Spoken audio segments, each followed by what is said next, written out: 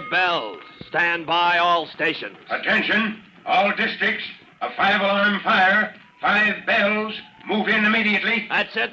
Let's roll. Let's go. Firefighters.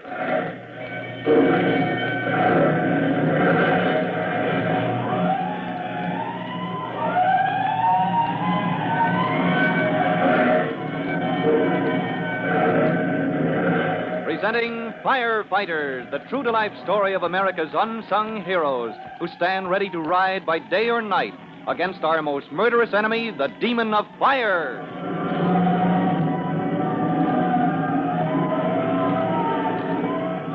In just a minute, we'll take you to the office of Fire Chief Cody, where Tim Collins, rookie fireman, stands by for orders as the chief launches his counterattack against the forces that seek to destroy his program of fire prevention.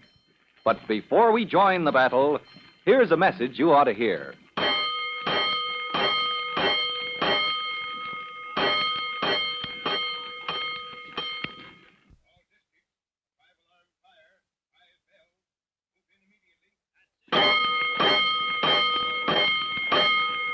Let's go, firefighters. Let's go to Fire Department headquarters, where Chief Cody has begun his fight to save his program of fire prevention. As you remember, Mr. Lippett, owner of the Rainbow House, has made a vicious attack on Chief Cody, a smokescreen to hide the fact that Lippett's Rainbow House nightclub is a fire trap which Lippett refuses to make safe. But Jimmy, 14-year-old brother of Tim Collins, has brought the issue out into the open. He has laid the facts before the firefighters' brigade of Northside School. And just a moment ago, the fire chief ordered young Jimmy Collins to telephone the editor of the Daily News and tell him the story. Well, when the paper came out, everybody knew that the firefighters' brigade had petitioned the mayor for action, and the parents of the firefighters demanded a showdown between Chief Cody and Lippett. Later, the mayor announced that a special hearing would be held in his office. Let's join Chief Cody and Tim as the mayor raps for order. Are you ready, Mr. Lippett? I certainly am, Mr. Mayor. Chief Cody? Ready, sir? You young man, I don't know you. Have you an interest in this case? I have, sir. Private Tim Collins, Fire Department. I'm here because he's Cody's front man. He's in this racket up to his neck. That will do. I'm sorry, Your Honor. I'll have plenty to say when the time comes. You'll wait for the proper moment. Gentlemen, this hearing will be conducted informally, but I shall insist on order. Well, all right. Now, with that understanding, we may proceed. Chief Cody? Your Honor, the case is perfectly simple. This man is the owner of a well-known restaurant, Lippett's Rainbow House, a nightclub in the heart of the city. As a matter of routine, we inspected his place. Collins, you have Inspector Buckram's report. Right here, sir. Well, give His Honor the inspector's recommendations. Yes, sir. New escape doors and the present doors to be changed to open outwards, so people can get out quickly in case of fire. Stairways are too steep and narrow, need rebuilding. Decorations are combustible, should be made fire-resistant with chemical treatment. And, Mr. Mayor, this is an attempt to force me to spend a couple of $1,000 to rebuild and redecorate my place of business. One moment, please. Mr. Lippett, if these conditions do exist in your restaurant, you admit that they violate safety regulations? Regulations? It's a racket. Now, hold on, Lippett. You've used that word once too often. Chief Cody. All right, Your Honor. I'll hang on to my temper. You may proceed, Mr. Lippett. You've made a very serious charge. I'll make it more serious, Mr. Mayor. I say this man, Cody, is running a racket to compel people like me to contract for expensive jobs of reconstruction or else. I claim that he can be bought off. I claim he's a crook. Lippett, you've gone too far. Chief Cody, take your seat. I demand an investigation of Chief Cody and his alleged safety regulations. Lippett, you'll eat those words. Chief Cody, that will do. My record is clean. Nobody can accuse me. That will do. Mr. Lippett, you can compel an investigation. I must warn you, however, that it will consume a great deal of time. Mr. Mayor, it's my duty to insist. It was my hope to clear up this situation quickly. You realize that an investigation may drag on for months. But if you can't make good on your charges, you'll have ruined Chief Cody's reputation and accomplished nothing. Well, that's all he wants. Your Honor, the fact is... Chief Cody, for the last time as your superior officer, I order you to... Your Honor, you have my resignation. What? Chief Cody, let's not act hastily in the heat of the moment. Your Honor, I stand by what I just said. For the good of the service. But this I cannot, Chief Cody. I beg you to reconsider. Sir, I've given my life to the department. Now, if I can serve better as a private citizen, well, you'll receive my formal resignation through the mail. I have no choice but to accept it, Chief. Mr. Cody, with the greatest regret. Mr. Lippett, you're to be congratulated. Well, thank you, Mr. Mayor. I knew he couldn't take it. Yes, you won your fight at who knows what cost to our city. Now we may as well adjourn. No, no. No, not yet, Your Honor. The hearing has just begun. Yes, but this is... Well, you have no standing now that you've resigned your post. I have, sir, as a private citizen. And, Lippett, I'm going to talk to you as one citizen to another for the protection of all our citizens. Cody, you're through. You resigned under fire. I did, and that's why you lose. Your Honor, Lippett wanted an investigation. He knew it would drag on for months until the public forgot what it was all about. And meanwhile, Lippett could have his own way. He could defeat the whole purpose of our safety campaign. I see. With time passing, his position would become stronger every day. Yes, but now I'm out of the fire department. There's nobody to investigate but Lippett himself. No, you can't do that to me. Mr. Mayor, I demand protection. Mr. Lippett, you brought this on yourself. Now, you go on, Cody. Thank you. Today, the very minute I leave this office, I mean to begin a fight that will close down Lippett's Rainbow House if need be. Already, the firefighters' brigade and their parents are clamoring for action. But that's unfair.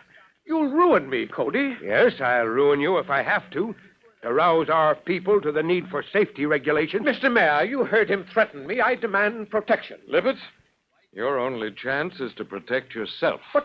Well, how can I if Cody turns the whole city against me? You can protect yourself by doing now and without delay what you should have done in the first place. You can follow the recommendations of the fire department to make your Rainbow House safe against fire. But why, that means rebuilding. Then you'll rebuild. Or every ounce of authority I can assemble will be thrown into the fight on Cody's side. Now, do you understand me? Well... Do you understand me? Yes, Your Honor. I'll do it. I have no choice. It is for you, Bob Cody. Yes, sir? I think I understand you. No sacrifice you could make would be too great to protect your fellow citizens against fire. We honor you for it. I thank you, sir. But if I hear any more from you about resigning your post, I'll send you back to probationary training, but I won't let you resign. Yes, sir. I'll get back to headquarters where you belong. This hearing stands adjourned.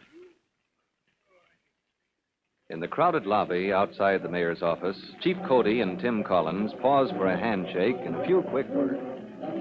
Oh, good grief, sir. That was a close shave. Yes, close enough, but it's all over now. Chief Cody, did you really mean it? Would you have really resigned from the fire department? You heard me, Collins. I meant every word of it. Oh, but, sir, if the people don't care enough about fire prevention, if they weren't wise enough, except for a few like Lippett, to back up your program, sir... Son, it's our job to risk anything to fight fire. Oh, yes, sir, sure. Of course it is. And preventing fire is one of our chief ways to fight that old fire demon. So, well, yes, I would have resigned, Collins. It means a lot to me being chief of the department, but I'd risk even that for as good a reason as I had today. Oh, well, for me, sir, I'd rather fight a 5-alarm blaze any day than, well... Than men like Lippett. Yes, so would I. Well, let's get back to our real work. And, Private Collins. Yes, sir. You're relieved of special duty. Report to your post. Get back to Engine Company 209. Yes, sir. I'm on my way. Tim makes his way across town as fast as he can, heading for his post with Engine Company 209. As he enters the firehouse, he hears...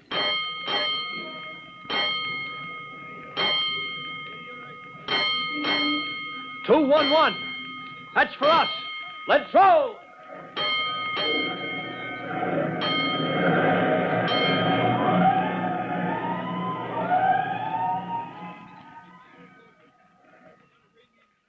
So Tim Collins, rookie fireman, returns to duty. But before he can report to his officer, he hears an alarm. and he leaps aboard 209 as the great engine prepares to roll. Tim doesn't know it, but he is on the verge of a thrilling adventure. For the story of this exciting alarm, listen to our next true-to-life episode of The Firefighters. In just a moment, Chief Bob Cody will tell you boys and girls how you can help the firefighters in your own town. But first, here's a message you ought to hear.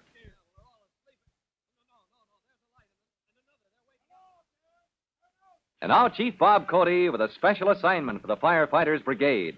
Chief Cody. Boys and girls, this is Chief Cody.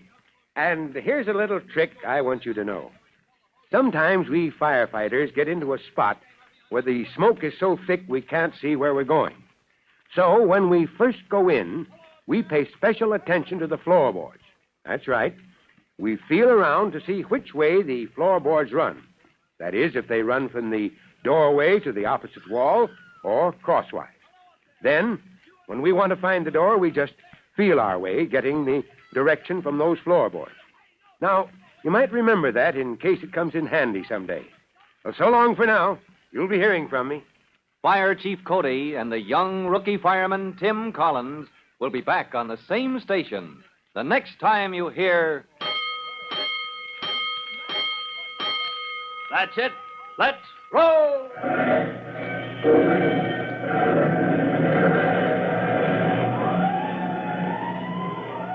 Let's go, firefighters!